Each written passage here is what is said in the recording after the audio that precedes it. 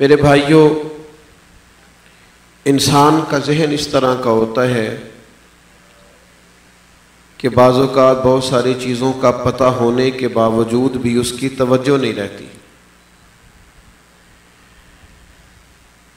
इसके साथ वसवसे भी मुंसलिक होते हैं, शैतान भी दिल से चिमटा रहता है, नफ्स की शरारतें और दुनिया के फितने भी इंसान के हर वक्त साथ रहते हैं, तो गफलत तारी हो जाती है।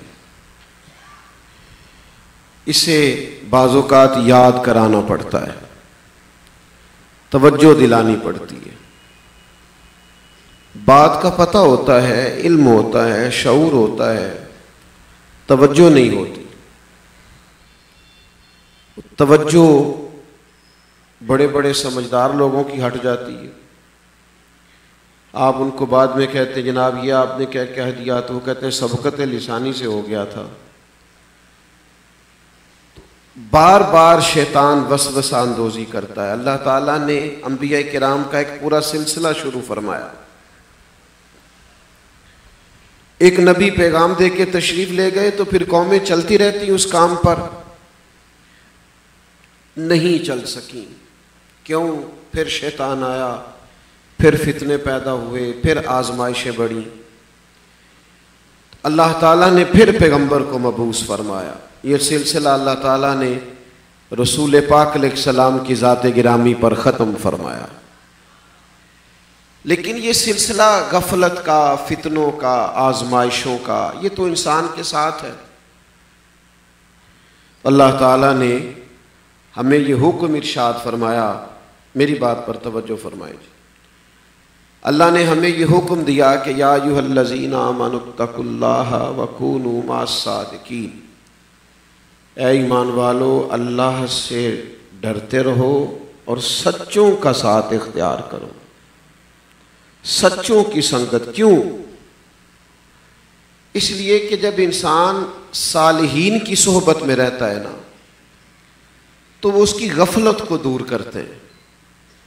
पीर कौन होता है, उस्ताद कौन होता है, शेख कौन होता है जो गफलत दूर करता है। जिन चीज ऐसा नहीं है कि हमें पता नहीं 5 वक्ता नमाज फ़र्ज है, पता है, लेकिन कुछ लोगों की सोहबत बंदे को नमाजी बना देती। ऐसा नहीं है कि हमें नबी पाक अलैहिस्सलाम की मोहब्बत में कोई माज़अल्लाह कमी है, लेकिन कभी कोई ऐसा मिल जाए ना जो हमारे पास बैठ के मदीने की याद में रोए, तो उसकी वो तड़प दिल में तड़प पैदा कर देती है। अच्छी सोहबतें, अच्छे लोग हर दौर की ज़रूरत है। ये लोग पहाड़ी का नमक होते हैं, वक्त का चिराग होते हैं, इनकी बड़ी हाजत होती है। ये खैर वाले लोग जो बंदे की तवज्जो खैर की तरफ मोड़ दें, अच्छाई की तरफ मोड़ दें, गुमराही करीब आने लगे लेकिन उनकी बात दिल से टकराए और इंसान पर वो गफलत तारी ना हो, तो ये लोग बड़े कीमती होते हैं। अल्लाह ने बड़ा ही करम किया है। ताबीन से लेकर आज तक, सहाबा तो वैसे ही रोल मॉडल थे ना, ताबीन से लेकर यानी हजरत अवैसे करनी से लेकर इमाम अहमद रजा बरेलवी तक, सूफिया तक, उलमा, मुहद्दिसीन, मुफस्सिरीन, और फिर शहर शहर, नगर नगर, गली गली इनके डेरे। अल्लाह ने ये लोग रखे। वक्त बदला।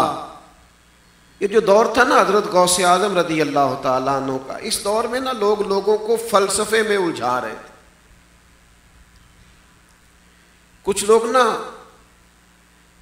बात करते हैं तो बंदा कहता है यार इसकी बात में फलसफा तो है, लॉजिक तो बहरहाल है, देखो ना बात तो इसने बड़े पॉइंट की है।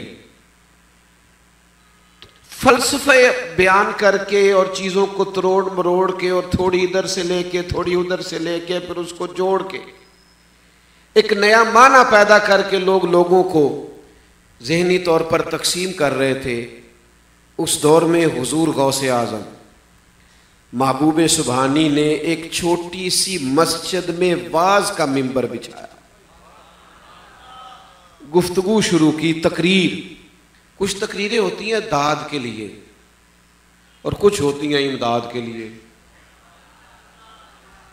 और कुछ तकरीरें होती हैं अल्लाह की रिजा के लिए। कुछ लोग ऐसे होते हैं, हजरत गौसे आजम के हालात में लिखा है कि जब वाज करते थे ना तो पहले दुआ करते थे, कहते थे मालिक मैं बात करूंगा तो उसमें असर पैदा कर देना, और फिर जब बात करते थे तकरीर हो जाती तो फिर दुआ करते मालिक अगर किसी पे असर हुआ है तो उसे इस्तकामत अता कर देना। हजरत महबूब सुबहानी रज़ी अल्लाह ताला अन्हु ने कोई फलसफा नहीं छेड़ा, सादी बातें दीन की, अहम बातें, लोगों को गुनाह से नफरत, नेकी की तरफ तवज्जो, लिल्लाहियत का सबक, गरीब परवरी का दर्स, गरीब को खाना खिलाने की तालीम, रूटीन की बातें हजरत गौसे आजम ने शुरू फरमाई। जो बंदा हमारी बात करता है ना हमें अच्छा बड़ा लगता है, जो हमारी बात नहीं करता वो कई दफा अच्छा, मेरी तरह के कुछ खतीब ना जरा ज्यादा ही ऊपर की बात कर जाते हैं, हमारी नहीं करते, तो ऐसे लगता है जैसे हजरत को बड़ा फलसफा बयान करके उन्हें पता होगा क्या कह गए। कुछ लोग ऐसे होते हैं, चलें आपको समझाता हूं। जब हमने मैट्रिक किया था ना तो अब किस फील्ड में जाएं, कौन से सब्जेक्ट पढ़ें, अगर आप लोग बैठ जाएंगे ना, मुझे बार बार नहीं कहना आपको, जल्दी से बैठ जाएं, नहीं मैं ही कहूँगा जी और कोई ना कहे, सिर्फ मैंने कहना है जी।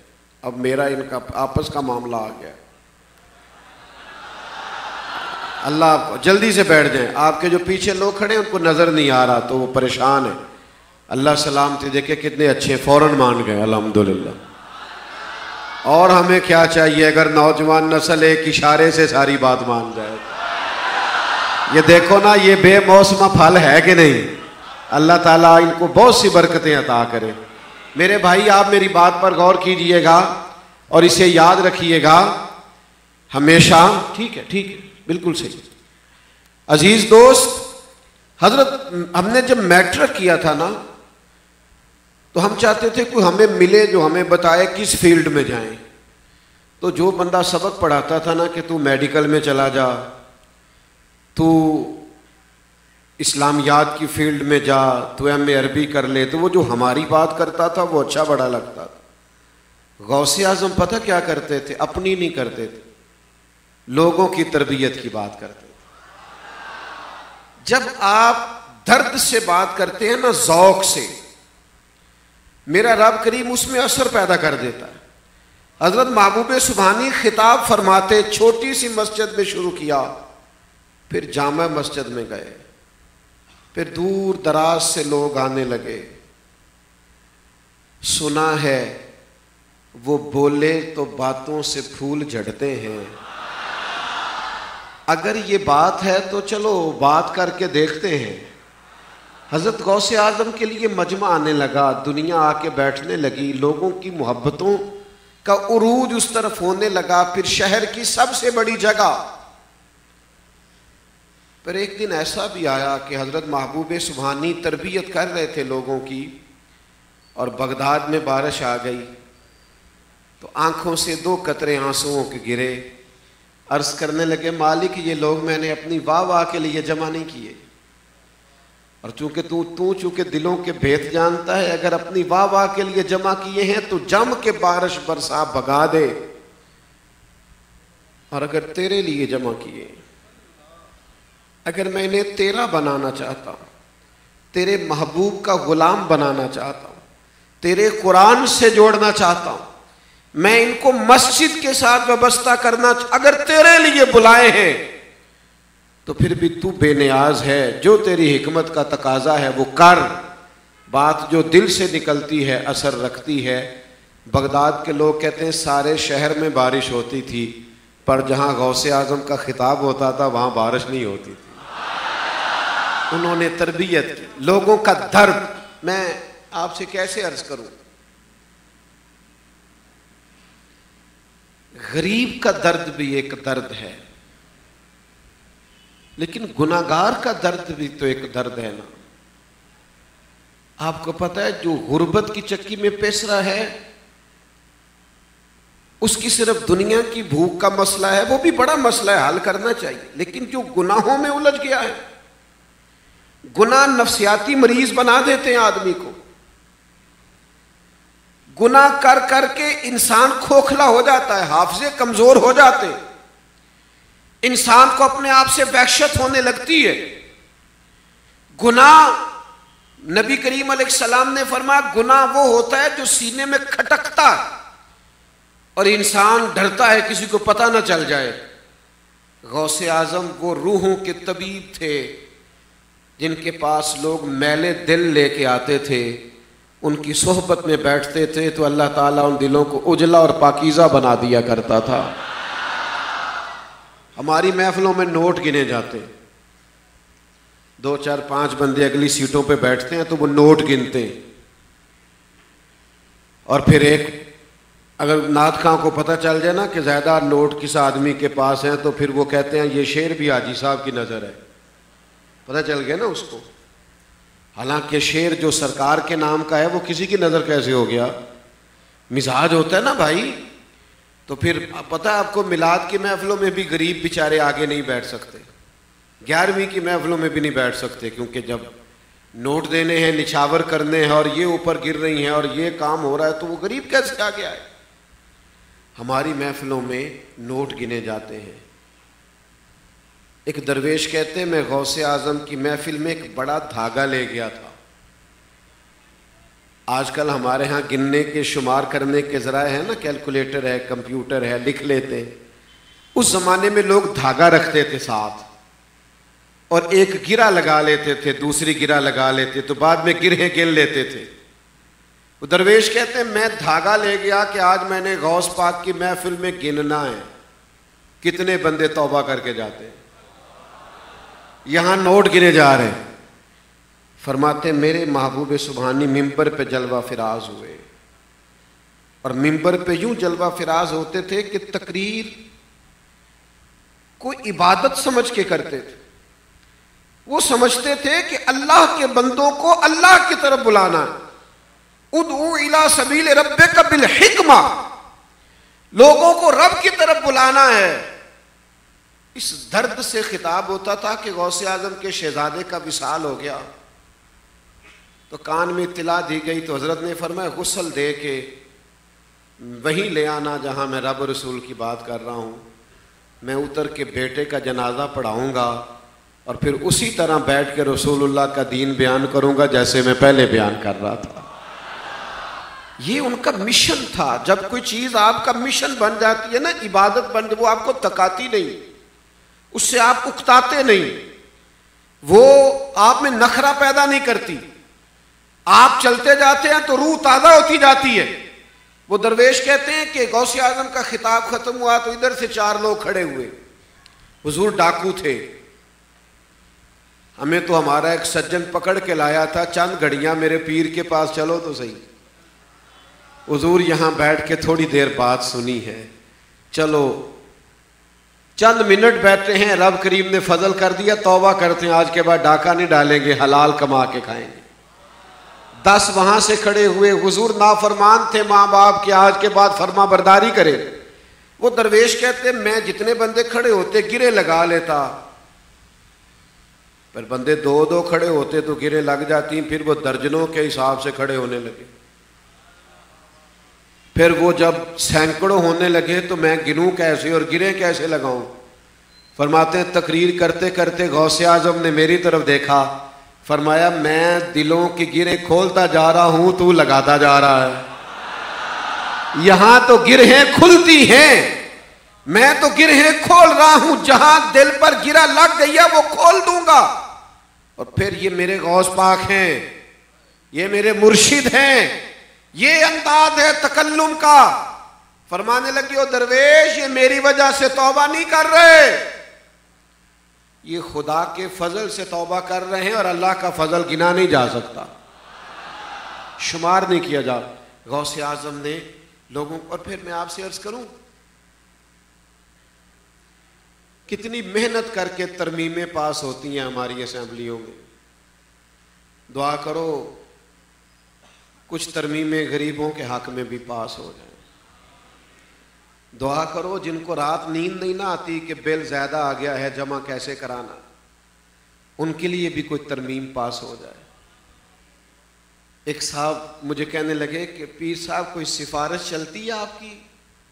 नमाजी थे, नेक थे, कोने में ले गए मुझे बाजू थाम के, नेक आदमी, कोई सिफारिश चलती है?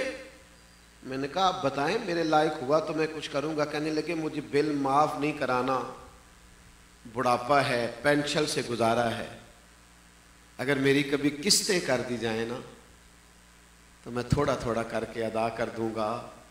और मेरे भाई कैसे अर्ज करें गुरबा का वो दर्द। ये गौसे पाक का लंगर खाना क्या था? ये गरीबों के लिए था, ये मसाकीन के लिए था। दर्द उठता था सीने में, प्यार उठता था। अब मैं क्या बताऊं आपको, अब तो पीरों का मंजूर नजर होने के लिए भी जेब में पैसों की जरूरत है। अब तो जनाब वहां भी जब तक आपके आस्थाने पे झाड़ू देता था तब तक तो मंजूर नजर था, और जब हालात खराब हो गए तो आपने कहा उसका जाती मामला है। अब आप छोड़ गए, हालांकि आप तो लजपाल थे, कहां गया इल्ला माशाअल्लाह आपका वो सारा मिजाज। गौसे आजम रदी अल्लाह ताला अन्हो सैर करते करते दजला किनारे पहुंच गए, एक गरीब को दरख्त के साथ चिमटे रोते हुए देखा तो बाकी दोस्तों को कहने लगे जरा पीछे हटना, उसका बाजू थामा। क्या हुआ? जरा वो हदीस ज़हन में लाओ ना, एक औरत रो रही है। मेरे नबी करीम ने फरमाया क्या हुआ? अर्ज करती है गरीब हूं, तेल लेने आई थी, मालिकन ने भेजा है, ठोकर लगी है, तेल गिर गया है, जमीन पी गई है, घर जाऊंगी तो दुर्रे लगेंगे, देर से क्यों आई? महबूब ने फरमाया बिलाल इसे तेल दिला दो। कहा मार तो फिर पड़ेगी, वो कहेगी देर से क्यों आई है? ये कायनात की सारी रहमतों समेत मेरे महबूब ने फरमाया चल मैं तेरे साथ चलता हूं।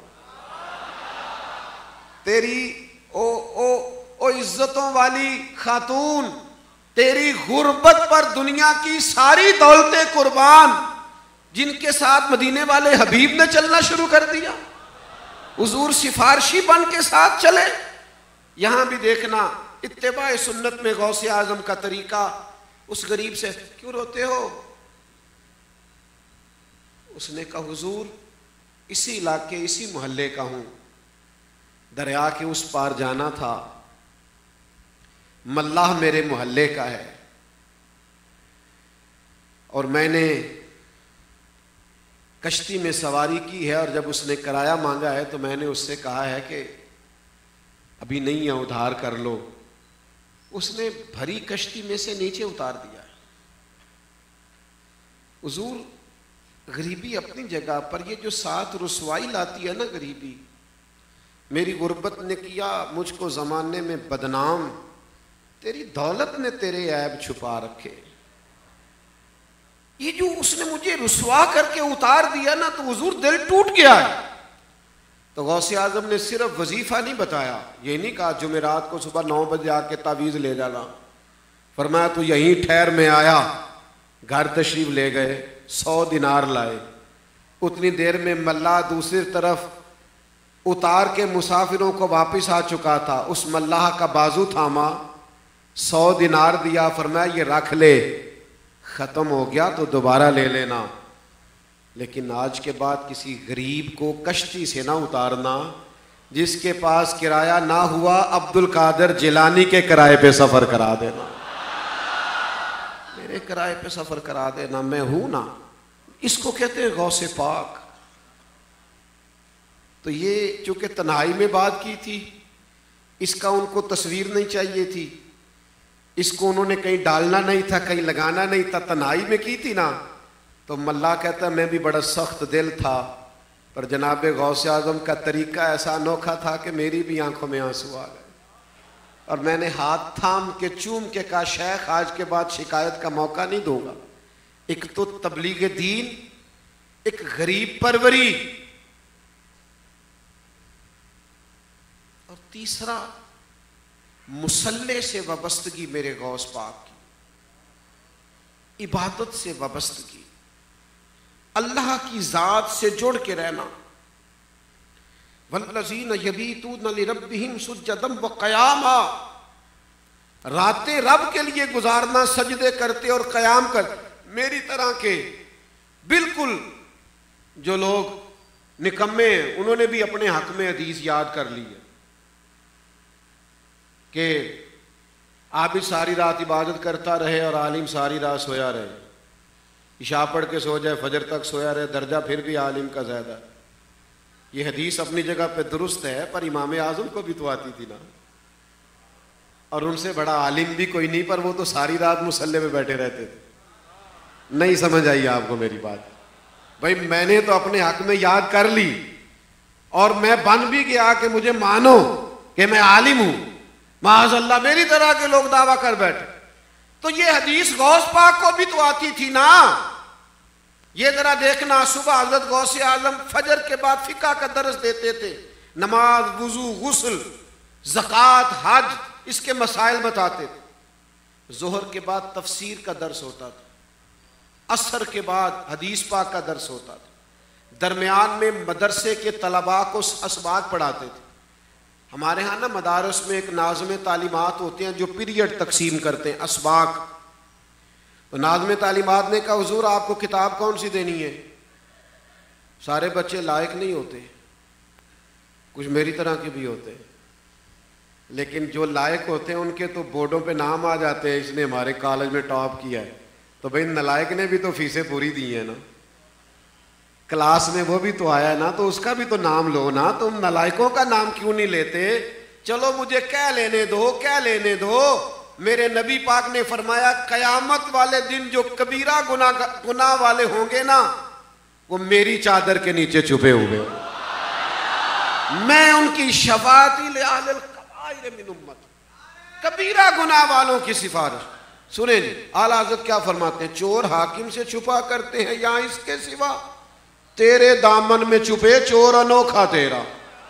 फरमाया गुनाहगार सारे मेरे करीब होंगे, माशर में मेरे करीब होंगे सारे।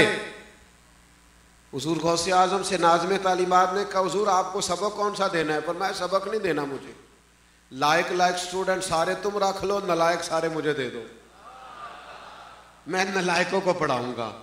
अल्लाह करे कोई नलायकों को पढ़ाने वाला भी मिले और कोई नलायकों का वाली वारस भी बने, लेकिन सब लायकों से ही अपनी निस्बत को मजबूत करते। तो हजरत गौसे आजम दिन में असबाक पढ़ाते, आने जाने वालों की बात सुनते, लोगों का मदावा करते दुखों का। इधर देखो मेरे भाई, इतनी मेहनत करते, उन्हें पता था मैं सारा दिन दीन का ही काम करता हूं, पर रात हो जाती, ज़रूरी कामों से फारिग हो जाते, तकरीर सुनने वाले, दर्स लेने वाले, सबक पढ़ने वाले सो जाते, और बगदाद के पीर गौसे पाक जिलानी मुसल्ला बिछा लेते। फिर सारी रात वो अपने रब के हुजूर हाजिर रहते, सारी रात। फिर वो सहरी तक अपने मालिक को राजी करते। 40 साल मामूल रहा गौस पाक का रात भर इबादत करना। आपको पता है हमने अपना सबसे बड़ा नुकसान ये किया, हम मुसल्ले से कट गए। मोमिन का हथियार दुआ है, दुआ। हमारी बातें लंबी हैं, दुआएं मुख्तसर हैं। हम अगर कभी मुसल्ले पे रो पड़े ना, हम कभी मोबाइल बंद करके सारी मखलूक से ताल्लुक तोड़ के अपने रब के हुजूर हाजिर हो जाए ना, कभी जुड़ जाए ना अपने मालिक से, तो अंदाज ही बदल जाए। हजरत गौसे आजम रदी अल्लाह ताला अन्हु रात भर इबादत करते। मैं हदीस पेश करता हूं, मुस्लिम में मौजूद है। सैयद आयशा सिद्दीका फरमाती है सारी रात ही नफल पढ़े नबी पाक ने। बाज लोग कहते हैं मेरी निस्बत बहुत बड़ी है, और भाई जिसकी निस्बत बड़ी होती है उसकी तो जिम्मेदारी ज्यादा होती है। हमारे एक उस्ताद फरमाया करते थे, गैर तो सरकार को हाजिर नाजिर नहीं मानते, हम तो मानते हैं। जरा सुनना मैं क्या कहने लगा हूं। फरमाते हम तो मानते हैं कि हमारे महबूब अपने मज़ार में बैठ के हम सबको देख रहे हैं, हम तो मानते हैं, तो फरमाते हैं चूंकि हम मानते हैं तो हमारी तो तन्हाइयां भी पाक होनी चाहिए, हमारे अंदर तो एहसास ज्यादा होना चाहिए। जिन्हें हुजूर देखते हैं उनका तो एक एक लम्हा निखरा हुआ होना चाहिए, क्योंकि करीम देखते हैं। गौसे पाक रज़ी अल्लाह ताला अन्हु के गुलामों, आपसे मोहब्बत करने वालों, सुनो, सैयद आयशा सिद्दीका रज़ी अल्लाह ताला अन्हा बयान करती हैं, सारी रात नमाज पढ़ी मेरे नबी करीम ने, और मैंने मुकद्दस कदमों में वरम देखा, और सुबह अर्ज़ की, या रसूल अल्लाह, आपके सदके अल्लाह अगले पिछलों को माफ करेगा। इतनी मुशक्कत क्यों करते हैं, आप तो महबूब हैं। तो फरमाया, आयशा आपने बताया ना मेरे ऊपर अल्लाह का बड़ा इनाम है, तो आफला अकूना अब्दन शुकूरा, क्या अपने रब का शुक्रगुजार बंदा ना बनूं। हुजूर तो शुक्र के लिए सारी रात नमाज पढ़ते, और हमारा हाल क्या है। हजरत मुबारक को अल्लाह ने बेटा दिया है, 5 किलो मिठाई आपके घर भी भेज दी, और भी बड़ी बांटी है। तो मैंने उसे पूछा, 2 नफल भी पढ़े बेटी बेटे के विलादत पर, तो जिस मालिक ने असल में तुम्हें इनाम दिया उधर तो रुजू ही नहीं किया, उस तरफ तो मुतवज्जह ही नहीं हुए। गौसे पाक रज़ी अल्लाह ताला अन्हु ने लोगों का रुजू अल्लाह रसूल के जानिब मोड़ा है। उनकी सारी तालीमात बंदे को इबादत से, रियाजत से, तकवे से, परहेजगारी से मुंसलिक करती हैं। नाम ले गौसे पाक और नमाजें 5 भी पूरी ना पढ़े, और सर्दियों के लंबी रातों में भी तहज्जुद के लिए ना उठे, तो इसने नाम लिया है, फिर ये महबूब सुबहानी को समझा नहीं है। मैं अब मेरी तबीयत पर बोझ देख रहे हैं, बीमार हूँ कई दिनों से, लेकिन यहाँ जिन दोस्तों ने मुझे दावत दी उनका प्यार ऐसा था कि मैंने आने से पहले बताया भी नहीं कि मैं बीमार हूँ। वो इसलिए नहीं बताया कि मैंने कहा ये मेरे भाई किस किस को वजाहतें देते फिरेंगे कि वो क्यों नहीं आए। कई कई किस्म का गुमान पैदा होता है। मैं ज़्यादा बात करने की पोजीशन में नहीं हूँ, बात को समेटने लगा हूँ। एक मेरी बात कभी मत भूलना, सिर्फ मेरा नारा ही मुझे गौस पाक का गुलाम और मुरीद साबित नहीं करेगा। आप अपने पीर साहब की बड़ी तारीफ़ें करें ना घर जाके, लेकिन बीवी को माज़ अल्लाह गाली दें तो वो फौरन कहती है, ये सिखाया तुझे पीर साहब ने, ये नाम लेते हैं तो बुजुर्गों का। आप दफ्तर में काम करते हैं, फैक्ट्री में मुलाजमत करते हैं, किसी जगह आप कारोबार करते हैं, लोगों से आपका लेन देन है, वो किसी बुजुर्ग के सिलसिले में नहीं है और आप हैं, तो आपका सच बोलना बताएगा कि आपकी निस्बत मजबूत है। जब आप दफ्तर में आपका इखलाक, आपका किरदार उनसे निराला होगा, तो फिर खुद ब खुद अंदाजा होगा कि सूफिया के मानने वाले नरम मिजाज होते हैं, इनमें किरदार ज्यादा होता है। आपका किरदार और अमल पुख्तगी पैदा करेगा मिजाज में, लेकिन आप कहें कि मैं खाली नारा लगाऊं और मैं खाली दावा करूं और दूसरे से कहूं तुझे बोलने नहीं दूंगा, मैं निस्बत वाला हूं, तो भाई बार बार हो सकता है नारे चलें, लेकिन जो हमें रोज देखते हैं वो नारों पे गुजारा नहीं कर सकते। वो किरदार भी देखेंगे, वो इखलाक भी देखेंगे, वो हमारा लेन देन भी देखेंगे, मामलात भी देखेंगे। थोड़ी थोड़ी अपने ऊपर मेहनत करें, थोड़ी थोड़ी तवज्जो करें। अगर हम हुजूर गौसे आजम के मानने वाले हैं, ख्वाजा अजमेर के मानने वाले, अगर हम हजरत दाता अली हजवेरी के मानने वाले हैं, अगर हजरत बाउलक नक्शबंद बुखारी के मानने वाले, अगर शेख शहाबुद्दीन सोरवर्दी के मानने वाले अलैहिमुर रहमा, तो फिर मेरे भाई किरदार अमल भी तो बताए ना। मिजाज में सख्ती, दरवेशों के मानने वालों के मिजाजों में सख्ती नहीं होती, लफ्जों में कमजोरी, जुमलों में झूठ नहीं होता, उनका रिस्क नापाक, क्योंकि सूफिया ने तो लोगों को तवक्कुल सिखाया है, इन्होंने तो सब्र सिखाया है। इनके अंदाज करीमाना होते हैं, इनके अंदाज मीठे होते हैं। 3 बातें मैंने अर्ज की, एक तो तबलीग दीन, हजरत गौसे आजम का मिशन रहा, और तबलीग दीन दर्द से, और हर आदमी तबलीग दीन करे। आप अपने दोस्तों में पैगाम दें दीन का, उनको लाएं इबादत की तरफ, लाएं सच्चाई की तरफ, आप दाई और मुबल्लिग बने। और दूसरी बात मेरे भाई, गरीब परवरी करें, आंसू पूछें। को ज़रूरी नहीं है कि आप लाखों करोड़ों ही खर्च करें, आप किसी शख्स के लिए एक वक्त के खाने में काम आ सकते हैं तो पीछे ना रहें। ये गौसे आज़म का सबक है। और तीसरी बात, अपना ताल्लुक इबादत के साथ, मुसल्ले के साथ। तस्बीह, ये मोबाइल हाथ में हो तो सुकून नहीं ना लेने देता। क्या ख्याल है आपका? चलता रहता है ना। तस्बीह पकड़ ले, इंशाअल्लाह वो भी चला करेगा, वो भी चलेगी कुछ। आप तस्बीह ले लें, वो आपसे कहेगी कुछ पढ़। ये भी एक हिकमत है बुजुर्गों की। तो कुछ इबादत का मिजाज, तकवे का कुछ मिजाज पैदा करे। मैं दिल की गहराइयों से दुआ गो भी हूँ और बहुत ज़्यादा खुश भी हूँ आपका ये खूबसूरत एहतमाम देखकर। जो कह सका हूँ अल्लाह उसे कबूल फरमाए, और बात करते जहाँ भूल गया हूँ अल्लाह ताला दरगुज़र करे। वमा अलैना इल्लल बलाग।